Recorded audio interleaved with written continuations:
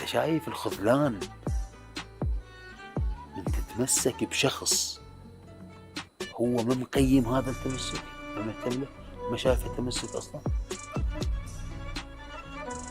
الوجع هذا الشعور يا اخي.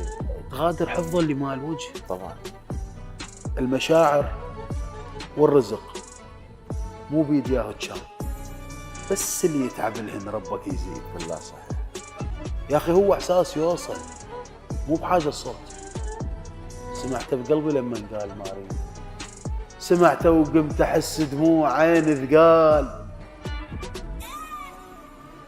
حكايه تطيح المقتول والكتال، الله ومشت بي السنين بساعتين طوال. الله الله،